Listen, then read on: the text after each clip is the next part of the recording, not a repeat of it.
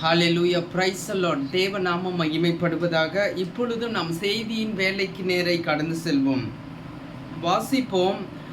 மத்தேயு 4 அதிகாரம் 19 வசனம். மேத்யூ 4:19. மத்தேயு 4:19. என் பின்னே வாருங்கள், உங்களை மனுஷரை பிடிக்கிறவர்கள் ஆக்குவேன் என்றார். And he said to them, follow me and I will make you fishers of men. ஜெபிப்போம். பரலோக தகப்பனே, இந்த வேத வசனத்தை ஆசீர்வதித்து தாங்க, எங்களோடு பேசும் இயேசுவின் நாமத்தில் பிதாவே. ஆத்துமாவை ஆதாயப்படுத்துகிறவன் ஞானமுள்ளவன். என் பின்னே வாருங்கள், உங்களை மனுஷரை பிடிக்கிறவர்கள் ஆக்குவேன் என்று கர்த்தராகிய இயேசு கிறிஸ்து உங்களை பார்த்து சொல்லுகிறார். ஏன் நமக்கு ரட்சிப்பு தேவையாய் இருக்கிறது என்று நாம் பார்க்க போகிறோம். ரோமர் 3 அதிகாரம் 23 வசனம்.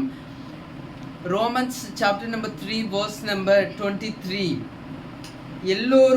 எல்லாரும் பாவம் செய்து தேவ மகிமையற்றவர்கள் ஆகியும், for all have sinned and fall short of glory of God. எல்லாரும் பாவம் செய்தவர்களாய் தேவனுடைய சமூகத்திலே நாம் காணப்படுகிறோம். ஆகவே நமக்கு ரட்சிப்பு தேவையாய் இருக்கிறது. ரோமர் 6 அதிகாரம் 23 என்ன சொல்லுகிறது? ரோமர் 6:23. ரோமர் 6:23. ரோமன்ஸ் 6:23. பாவத்தின் சம்பளம் மரணம், தேவனுடைய கிருபை வரமோ நம்முடைய கர்த்தராகிய இயேசு கிறிஸ்துவினால் உண்டான நித்திய ஜீவன் என்று சொல்லப்பட்டு இருக்கிறது. ஆங்கிலத்தில், in English, for the wages of sin is death, but the free gift of God is eternal life in Christ Jesus our Lord. பாவத்தின் சம்பளம் என்னவா இருக்கிறது? மரணமாய் இருக்கிறது. ஆகவே நம்முடைய வாழ்க்கையிலே அந்த மரணத்திலிருந்து விடுபடுவதற்கு நமக்கு ரட்சிப்பு தேவையாய் இருக்கிறது. நம் ரட்சிக்கப்பட வேண்டும்னா இயேசு கிறிஸ்துவினுடைய கிருபையினால் உண்டான அந்த வரத்தை நாம் சுதந்தரித்து கொள்ளும் போது, இயேசுவை ஏற்றுக்கொள்ளும் போது நமக்கு நித்திய ஜீவன் உண்டாகுது. நித்திய அழிவில் இருந்து நித்திய ஜீவனை கர்த்தராகிய இயேசு கிறிஸ்து நமக்கு கொடுக்கிறார். ஆகவே தான் இயேசு கிறிஸ்து இந்த பூலோகத்திலே கடந்து வந்தார். யோவான் 3 அதிகாரம் 16 வசனம் இவ்வாறு சொல்லுகிறது. யோவான் 3:16. தேவன் தம்முடைய ஒரே பேரான குமாரனை விசுவாசிக்கிறவன் எவனோ அவன் கெட்டு போகாமல் நித்திய ஜீவனை அடையும்படிக்கு அவரை தந்தருளி இவ்வளவாய் உலகத்தில் அன்பு கூர்ந்தார். ஹalleluya.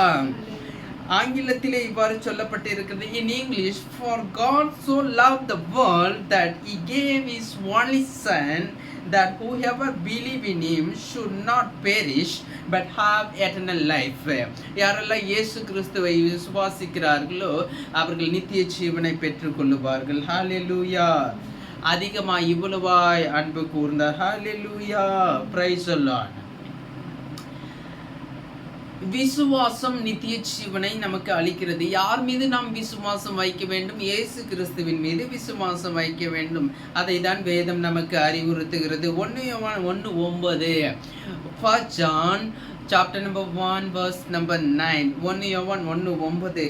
நம்முடைய பாவங்களை நாம் அறிக்கையிட்டால் பாவங்களை நமக்கு மன்னித்து எல்லா அநியாயத்தையும் நீக்கி நம்மை சுத்திகரிப்பதற்கு அவர் உண்மையும் நீதியும் உள்ளவராய் இருக்கிறார். In English, First John chapter number 1 verse number 9. If we confess our sins, he is faithful and just to forgive us our sins and to cleanse us from all unrighteousness. நாம் மனம் திரும்பும்போது, நம்முடைய பாவத்தை அறிக்கை பண்ணும்போது தேவ மன்னிப்பு நமக்கு உண்டாகிறது. நம்முடைய வாழ்க்கையிலே அந்த பாவத்தை எடுத்து போட்டு நீதியினால் நம்ம ஈடு செய்கிறார். நம்முடைய வாழ்க்கையில மீட்பு இருக்குது. நம்ம மீட்டு கொள்ளுகிறவர் கர்த்தராகிய இயேசு கிறிஸ்து, lamb of God, தேவ ஆட்டுக்குட்டி. இப்படி இயேசுவின் ரட்சிப்பினாலும் நமக்கு, இயேசுவின் மூலமாக நமக்கு ரட்சிப்பு கிடைக்கிறது. நம்முடைய பாவங்களை அறிக்கையிடும் போது அவர் நமக்கு என்ன பண்றாரு? மன்னிக்கிறாரு. எல்லா அநியாயத்தை நீக்கி போடுகிறார். நம்மை சுத்திகரிக்கிறார். ஆவி ஆத்ம சரீரத்திலே ஒரு பரிசுத்தம் உண்டாகிறது. He cleanses from all unrighteousness. எல்லா நீதிக்கு புறமான காரியத்திலிருந்து நம்மை சுத்தம் செய்கிறார் கர்த்தராகிய இயேசு கிறிஸ்து. அதுக்கப்புறம் நமக்கு ஒரு அதிகாரத்தை கொடுக்கிறார். நம்ம பார்ப்போமா? 1 யோவான் 1ஆம் அதிகாரம் 12ஆம் வசனம். Gospel of John chapter number 1 verse number 12 says, but to all who did receive him, who believed in his name, he gave the right to become children of God. தேவனுடைய பிள்ளைகள் ஆகும்படியான ஒரு அதிகாரத்தை கர்த்தர் நமக்கு கொடுக்கிறார். அவருடைய நாமத்தின் மேல் விசுவாசம் உள்ளவர்களாய் அவரை ஏற்றுக்கொண்டவர்கள் எத்தனை பேர்களோ அத்தனை பேர்களும் தேவனுடைய பிள்ளைகள் ஆகும்படி அவர்களுக்கு அதிகாரம் கொடுத்தார். ஹல்லேலூயா. தேவனுடைய பிள்ளை, நீ தேவனுடைய பிள்ளை, அப்படிப்பட்ட அதிகாரம் கொடுத்திருக்கிறார். ஆகவே நீங்க எதுக்கும் கவலைப்படக்கூடாது.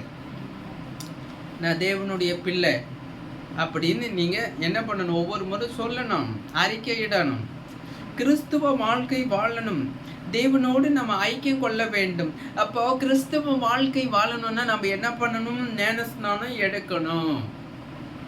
ஒரு மனுஷன் ரட்சிக்கப்பட்ட பிறகு எப்படி இருக்கணும்? அப்படியே விட்டுற முடியாது. அவன் ஞானஸ்நானம், முழுகி ஞானஸ்நானம் எடுக்க வேண்டும். தேவனோடு ஐக்கியம் கொண்டு இருக்க வேண்டும். சபையோடு ஐக்கியம் கொண்டு இருக்க வேண்டும். ஜெபம், தேவனோடு நல்ல உறவு இருக்க வேண்டும். பரிசுத்த ஆவியானவருடைய ஞானஸ்நானத்தை அவன் பெற்றிருக்க வேண்டும். அபிஷேகத்தை பெற்றிருக்க வேண்டும். அந்நிய பேசினால் நிரம்பி செபிக்க வேண்டும். பைபிளை வாசித்து தியானிக்க வேண்டும். டெய்லி குவைட் டைம் எடுக்கணும். தன்னுடைய வாழ்க்கையில் கர்த்தர் செய்ததான இந்த ரட்சிப்பை குறித்து அவன் சாட்சி பகிர்ந்து கொள்ள வேண்டும். ஹல்லேலூயா. ஒரு ஆத்துமா ரட்சிக்கப்பட்ட பிறகு அந்த ஆத்துமா என்ன பண்ணும்? தொடர்ந்து கிறிஸ்துவுக்காக வாழ்க்கை வாழணும். We must live for Christ after received salvation through Jesus Christ.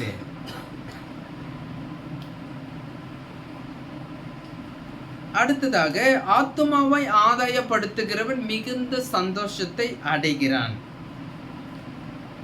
முதலாவது பார்த்தோம், ஆத்துமாவை ஆதாயப்படுத்துகிற ஞானம் உள்ளவன். தெய்வீக ஞானம் பரலோகத்திலிருந்து நமக்கு கொடுக்கப்பட்டு இருக்கிறது. உலக பிரகாரமான மனுஷர்கள் என்ன பண்ணுவாங்க? காரு, பங்களா, சொத்து, சுகம், நகை, நட்டு அப்படின்னு ஓடிட்டு இருப்பாங்க.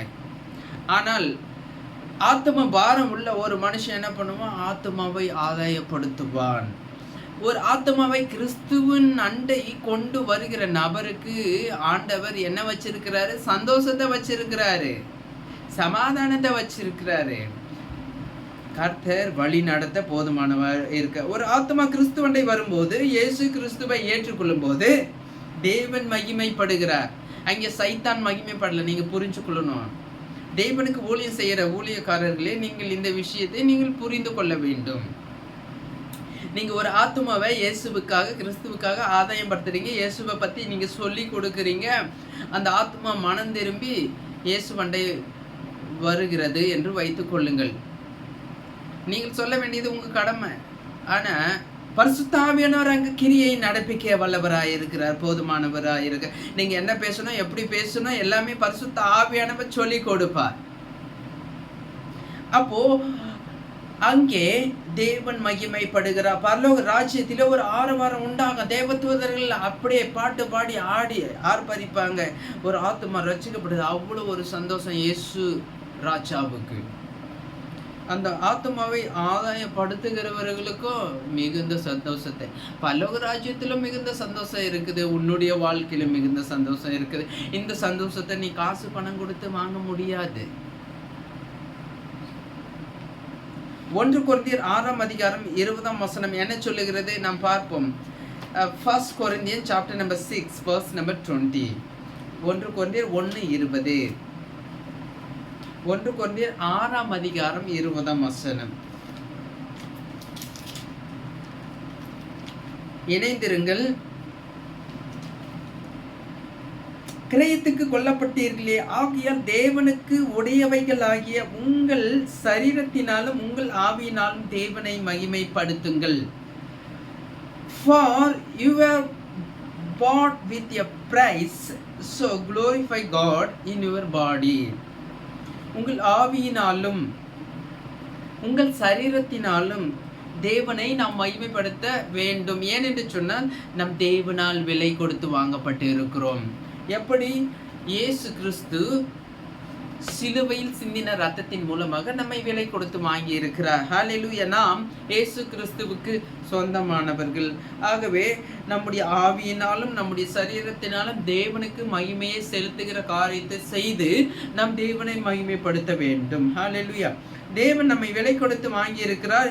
இயேசு உன் பாவத்திற்காக என் பாவத்திற்காக சிலுவையிலே மரித்தார். இயேசுவை ஏற்று கொள்ள வேண்டும். இது கட்டளையா இருக்கிறது. இயேசுவை நாம் அறிவிப்பதின் மூலமாக ஒரு ஆத்துமாவை ரட்சிப்பில் வழிநடத்துவதின் மூலமாக தேவன் மகிமைப்படுகிறார். ஹல்லேலூயா. நான் நல்ல காரியங்களை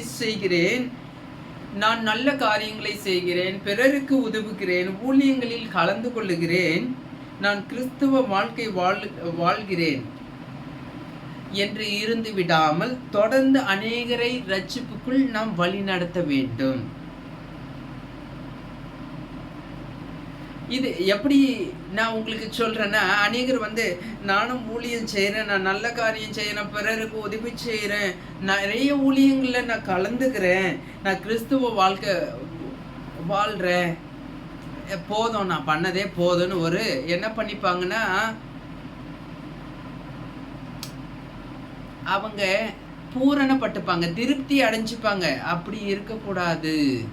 நம்ம என்ன பண்ண, இன்னும் அதிகமாய் அநேகரை ஆத்துமாக்களை நாம் ரட்சிப்பின் பாதையிலே வழி நடத்த வேண்டும். இன்னும் அதிகமாக அப்படிப்பட்ட வாஞ்சி ஆண்டவரே எனக்கு கொடுங்க ஆண்டவரே, இன்னும் அதிகமாக ஆத்ம ஆதாயம் செய்யணும். அப்படி நீங்கள் செய்யும்போது கர்த்தர் உங்களை அதிகமாக ஆசீர்வதிப்பார். ஆத்துமாக்களை ஆதாயப்படுத்துவதை குறித்து நம் தொடர்ச்சியை நாம் பார்க்கலாம். ஆத்துமாவை ஆதாயப்படுத்துகிறவன் உயர்ந்த பரிசாகிய இயேசுவின் ரட்சிப்பை ஜனங்களுக்கு கொடுக்கிறான். ஹல்லேலூயா, பிரைஸ் தி லார்ட். ஆத்துமாவை ஆதாயப்படுத்துகிறவன் நீங்களும் நானும் ஆத்துமாக்களை ஆதாயப்படுத்துகிறவர்களாய் காணப்பட வேண்டும். கிரேட்டஸ்ட் கிஃப்ட் என்னன்னு பார்த்தீங்கன்னா, இயேசு கிறிஸ்துவை நாம் ஜனங்களுக்கு கொடுப்பது. ஹல்லேலூயா. யாக்கோபு 5ஆம் அதிகாரம் 19-20 வசனங்கள் என்ன சொல்லுகிறது நாம் பார்க்க போகிறோம். James chapter 5 19 and 20. James chapter 5 19 and 20. யாக்கோபு 5ஆம் அதிகாரம் 19-20. சகோதரரே, உங்களில் ஒருவன் சத்தியத்தை விட்டு விலகி மோசம் போகும்போது மற்றொருவன் அவனை திருப்பினால், தப்பிப்போன மார்க்கத்தினின்று பாவியை திருப்புகிறவன் ஒரு ஆத்துமாவை மரணத்தினின்று ரட்சித்து திரளான பாவங்களை மூடுவான் என்று அறிய கடவன். My brothers, if anyone among you wanders from the truth and someone brings him back, let him know that whoever brings back a sinner from his wandering will save his soul from death and will cover a multitude of sins. இங்கே வேதவசனம் என்ன சொல்லுதுன்னா, பின்வாங்கி போன ஒரு ஆத்துமாவை தேவனண்டி வரும்போது, தப்பிப்போன மார்க்கத்தில் இருந்து ஒரு ஆத்துமாவை தேவனண்டி திருப்பி வரும்போது அவனுக்கு இருக்கிறதான அந்த மரணம் என்கிறதான அந்த படுகொலியிலிருந்து அந்த ஆத்துமாவை மீட்டு திரளான பாவங்களை அவன் மூடுகிறவனாய் காணப்படுகிறான். இயேசுவண்டை அந்த தப்பிப்போன சகோதரனை வழி நடத்துகிறவனாய் இருக்கிற மிகப்பெரிய சிறந்த பரிசாகி இயேசு கிறிஸ்துவுக்கு அவனுக்கு கொடுக்கிறார். அதே போலதான் நீங்களும் நானும் இயேசு கிறிஸ்துவை தப்பி போய் இருக்கிறதான, சத்தியத்தை விட்டு விலகி போய் இருக்கிறதான சகோதர சகோதரிகளை நாம் அழைத்து அவர்களை இயேசுவண்டை திருப்புகிறவர்களா இருக்க வேண்டும், ஒப்புரவு ஆக்க வேண்டும், பலிபீட அழைப்பை அவர்களுக்கு கொடுக்க வேண்டும், அறிக்கையிட செய்ய வேண்டும். நாம் ஜனங்களுக்கு உதவுகிறோம், பசியா இருந்தால் ஆகாரம் கொடுக்க வேண்டும், துணிமணிகளை கொடுக்கிறோம், பண்டிகை நாட்களிலே பரிசுகளை வழங்குகிறோம், ஜனங்களுக்கு நாம் செபிக்கிறோம், ஆஸ்பத்திரியில பார்க்கிறோம், ஆறுதல் படுத்துறோம், ஆலோசனை வழங்குறோம், எல்லாம் நல்லதுதான். ஆனால் நாம் ஜனங்களை இயேசுக்காக ஆதாயம் படுத்துகிறோமா? ஒரு நிமிஷம் நினைச்சு பாருங்க, திங்க் எ மோமெண்ட்.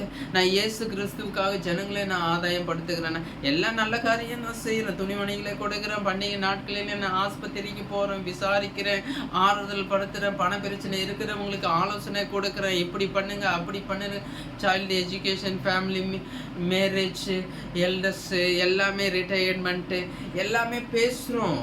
ஆலோசனை கொடுக்கிறோம். ஆனா இயேசுவை நீங்க கொடுக்குறீங்களா? அதுதான் நான் உங்கள் முன்பதாக வைக்கிற கேள்வி. நீங்க என்ன பண்ணணும்?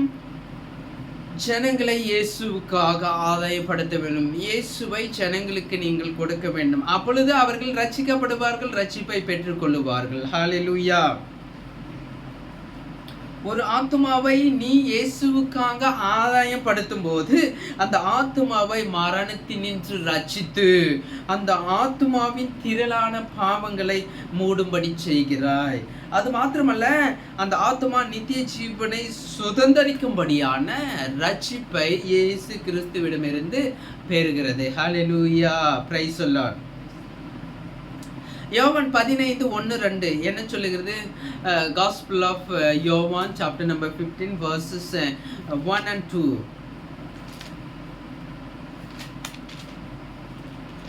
Only a minute.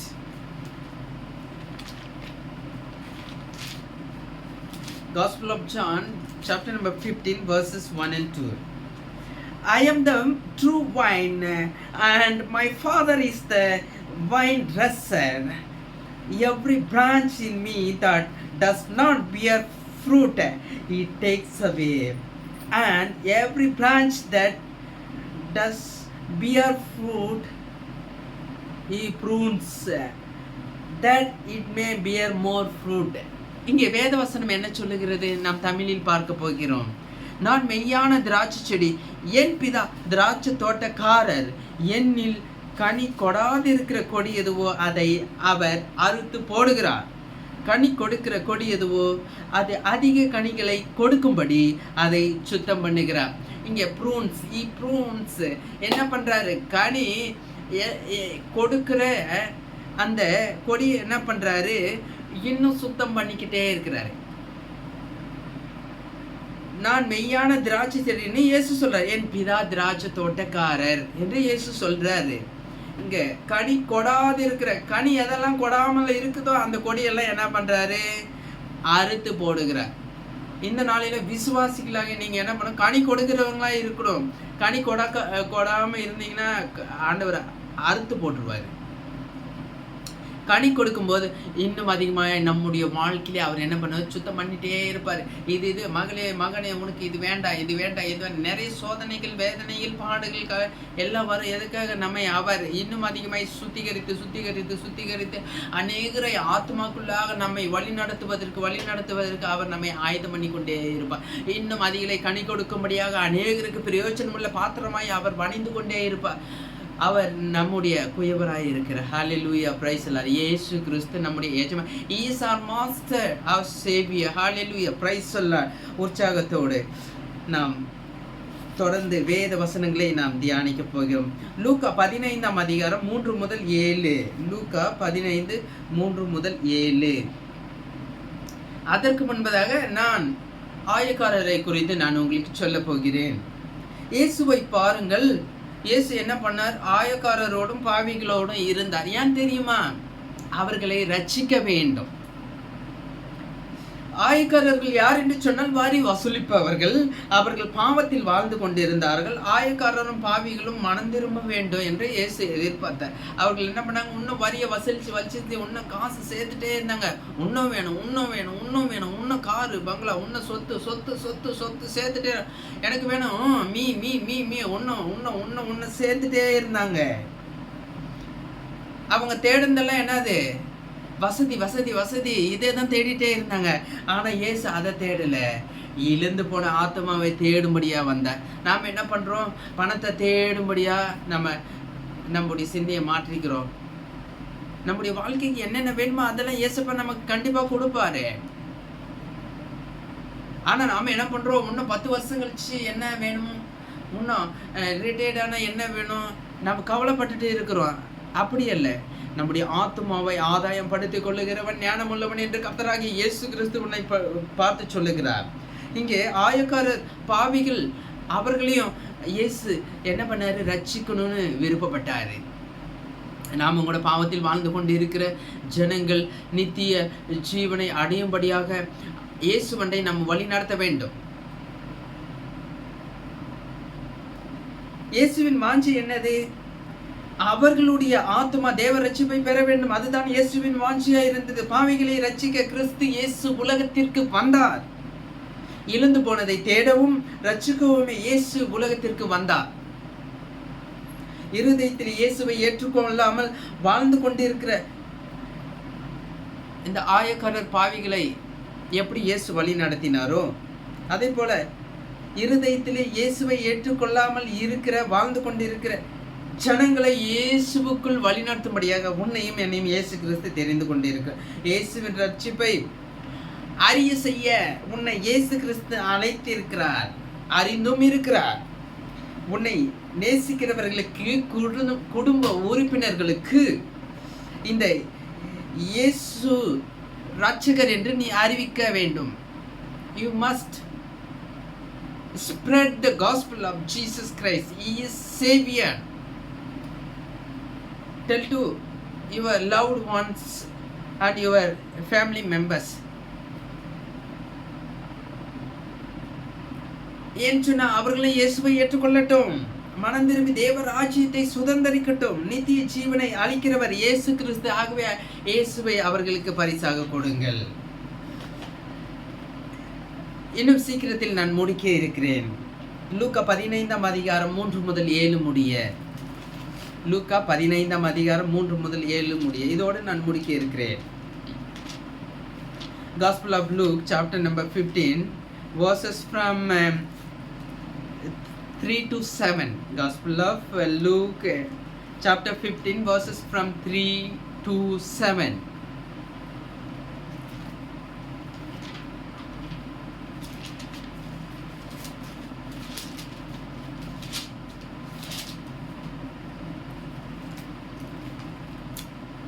அவர்களுக்கு அவர் சொன்ன ஊமையாவது, உங்களில் ஒரு மனுஷன் 100 ஆடுகளை உடையவனாயிருந்து அவைகளில் ஒன்று காணாமற் போனால் 99 ஆடுகளையும் வனாந்தரத்திலே விட்டு காணாமற் போன ஆட்டை கண்டுபிடிக்கும் அளவும் தேடி திரியானோ.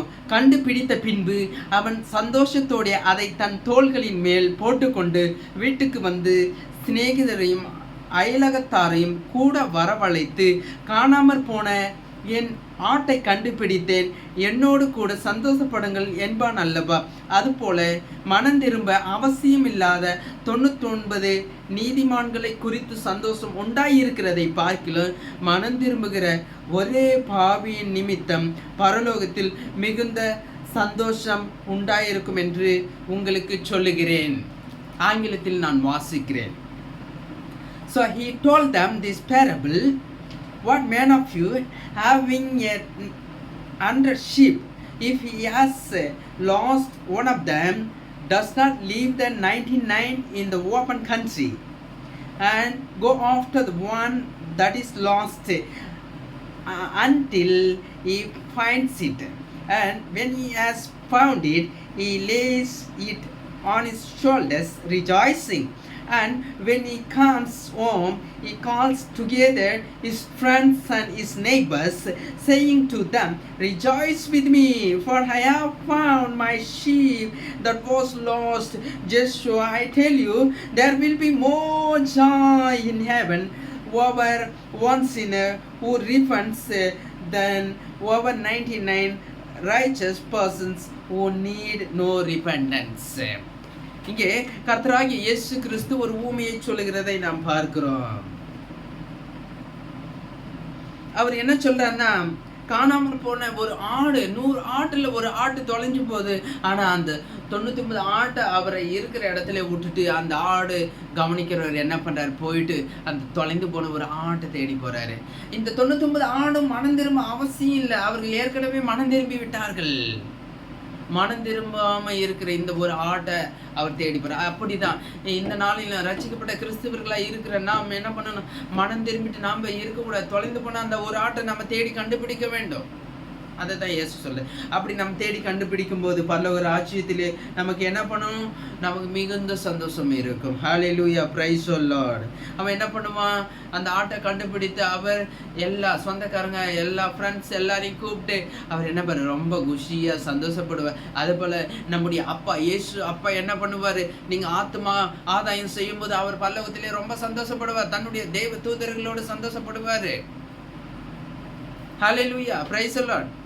சந்தோஷமா இருக்கீங்களா? ஹல்லேலூயா, பிரைஸ் தி லார்ட். ஆத்மா ஆதாயம் படுத்துகிறவன் தேவனுடைய மெய்யான சந்தோஷத்தை அவன் அனுபவிக்கிறான். யாரு? ஆத்மாவை ஆதாயம் படுத்துருவன். யாருக்காக? சைத்தானுக்காக இல்லை, இயேசுவுக்காக. இயேசுவுக்காக ஒருவன் ஆத்மா ஆதாயம் செய்யணும். அவன் இந்த உலகம் கொடுக்க கூடாத பெரிய சந்தோஷத்தை அவன் தன்னுடைய வாழ்க்கையிலே அனுபவிக்கிறான். நாம் புத்தகங்களை படிப்பதாலோ டிவி பார்ப்பதாலோ பிரசங்கங்களை கேட்பதாலோ கிடைக்காத சந்தோஷம் நற்செய்தி அறிவிக்கும் போது இயேசுவை குறித்து நீங்க ஜனங்களுக்கு சொல்லும் போது கிடைக்கிறது. ஹல்லேலூயா, ஹல்லேலூயா. நாம் வேதாகமத்தை படிக்கிறோம், எல்லாமே கத்துக்கிறோம். ஆனா நாம் என்ன பண்ணணும்? செயல்முறைப்படுத்த வேண்டும். அப்பொழுதுதான் நம்முடைய வாழ்க்கைக்கு பிரயோஜனமா இருக்குது, தேவனுடைய ராஜ்யத்துக்கு பிரயோஜனமா இருக்குது. பரிசுத்த ஆவியானவர் நமக்கு கொடுத்திருக்கிறதான வரங்களை அவர் பயன்படுத்துவார். அபிஷேகத்திலே அற்புதங்களையும் அடையாளங்களையும் நடப்பிப்பார். நம்முடைய வாழ்க்கையில ஆண்டவர் எல்லாமே கொடுக்கிறாரு. என்ன சொல்றாரு? அப்போஸ்தலர் 1:8 என்ன சொல்லப்பட்டு இருக்கிறது? வாசிக்கிறேன் நான் உங்களுக்காக. Acts chapter number 1 verse number 8.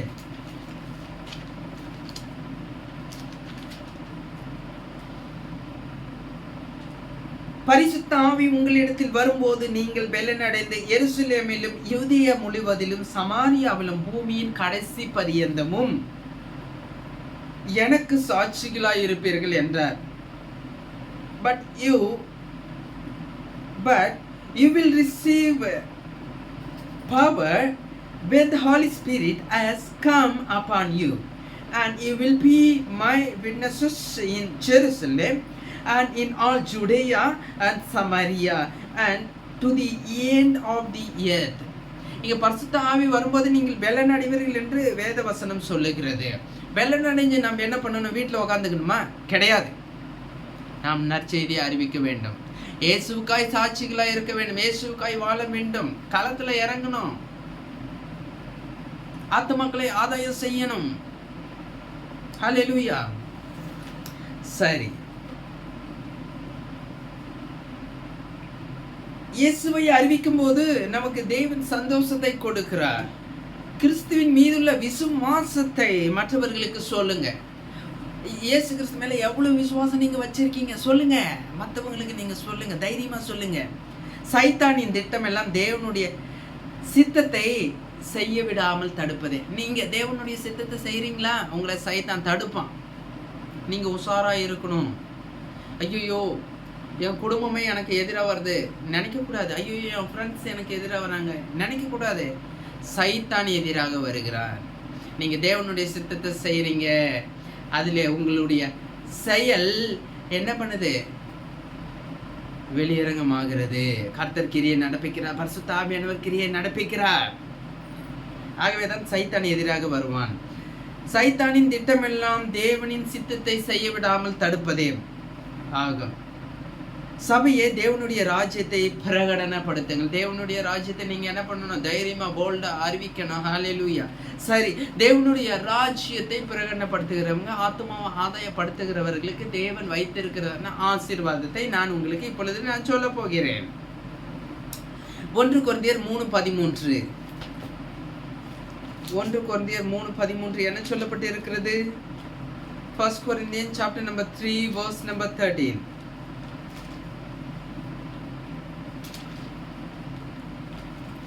அவனவனுடைய வேலைப்பாடு வெளியாகும் நாளானது அதை விளங்க பண்ணும், ஏனெனில் அது அக்னியினாலே வெளிப்படுத்தப்படும். அவனவனுடைய வேலைப்பாடு எத்தன்மை உள்ளதென்று அக்னியானது பரிசோதிக்கும். நீங்க எப்படி கர்த்தருக்கு கிரியை நடப்பிச்சீங்க அப்படின்னு ஆண்டவர் உங்களுடைய வேலையை பார்ப்பார். எப்படி ஒரு தங்கத்தை நெருப்புல போட்டு அக்னியில போட்டு வாட்டி வதக்கி எவ்வளவு சுத்தமா இருக்குது இது, இந்த தங்கம் எவ்வளவு சுத்தமா இருக்குது பார்க்குறாங்களோ, அதே போல உங்களுடைய வேலை கர்த்தருக்கா ஆத்துமா ஆதாயம் பண்றீங்க இல்லையா, உங்களுடைய வேலையை ஆண்டவர் பார்ப்பார். உங்களுடைய வேலைப்பாடு வெளியரங்கமாக்கப்படும். ஹல்லேலூயா. கர்த்தருடைய நாள்ல அதை விளங்க பண்ணுவார்.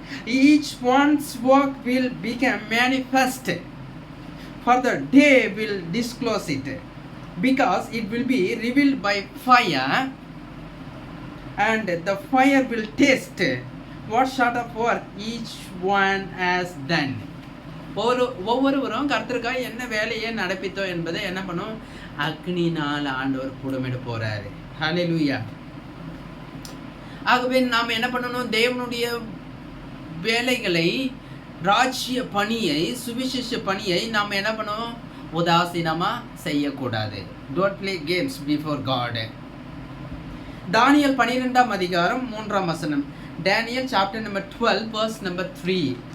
சரி, கர்த்தருக்காய் உண்மையா ஊழியத்தை நடப்பித்தவங்களுக்கு கர்த்தர் வைத்திருக்கிற ஒரு ஆசீர்வாதத்தை நாம் இங்கே பார்க்க போகிறோம். Daniel chapter number 12 verse number 3.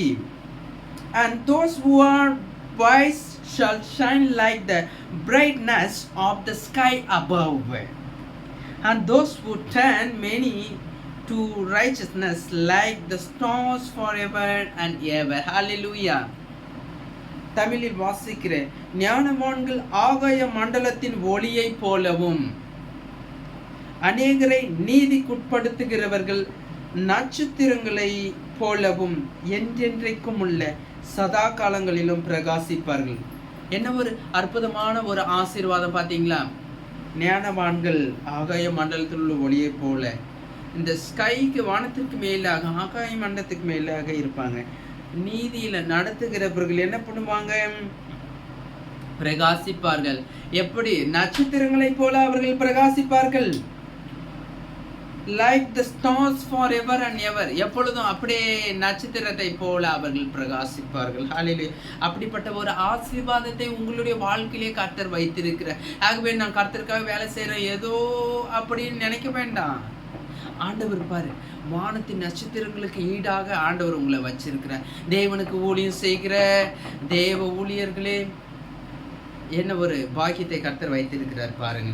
1 கொரிந்தியர் 15ஆம் அதிகாரம் 58ஆம் வசனம். ஆமென். 1 Corinthians chapter number 15 verse 58.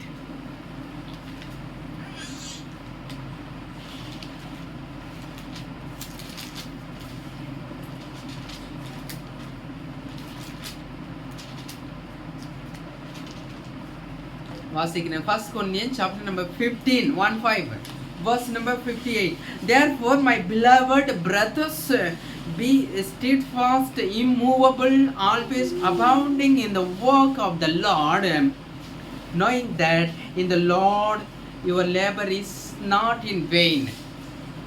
இங்கே வேத வசனம் என்ன சொல்றதுன்னா, ஃபர்ஸ்ட் வசனத்தில் நம்ம பார்த்தோம், நம்ம என்ன பண்ணோம், அந்த தங்கத்தை போல அக்னியினால் ஆண்டவர் என்ன பண்றாரு, நம்மளுடைய வேலைப்பாட பார்க்குறாரு. அது ஒரு விஷயம். இன்னொன்று பார்த்தீங்கன்னா, ஆகையால் எனக்கு பிரியமான சகோதரரே, கர்த்தருக்குள் நீங்கள் படுகிற பிரயாசம் விருதாவா இராதென்று அறிந்து நீங்கள் உறுதிப்பட்டவர்களாயும் அசையாதவர்களாயும் கர்த்தருடைய கிரியிலே எப்பொழுதும் பெறுகிறவர்களாயும் இருப்பீர்களாக. வேத வசனம் என்ன சொல்லுகிறதுன்னா, நீங்க ஆண்டவருக்கை செய்கிற காரியங்கள் பிரயாசம் எல்லாம் வேஸ்டா போச்சு அப்படின்னு நினைக்க கூடாது. எதுவுமே வீணானது அல்ல. நீங்க என்ன பண்ணணும், உறுதிப்பட்டவர்களாய் இருக்கணும், இன்னும் அசையாதவர்களாய் இருக்கணும், இன்னும் கர்த்தருடைய வேலையிலே பெருகுகிறவர்களாய் இருக்கணும். ஹல்லேலூயா. நான் உங்களை உற்சாகப்படுத்துகிறேன். நாமே இந்த வேலையிலே நாம் ஜெபிக்க போகிறோம். ஹல்லேலூயா. தேவனுடைய ராஜ்யத்தில் பரலோகத்திலே விசேஷித்தவைகளாகிய பலனை நீங்கள் பெற போகிறீர்கள். ஹல்லேலூயா. ஜெபிப்போம்.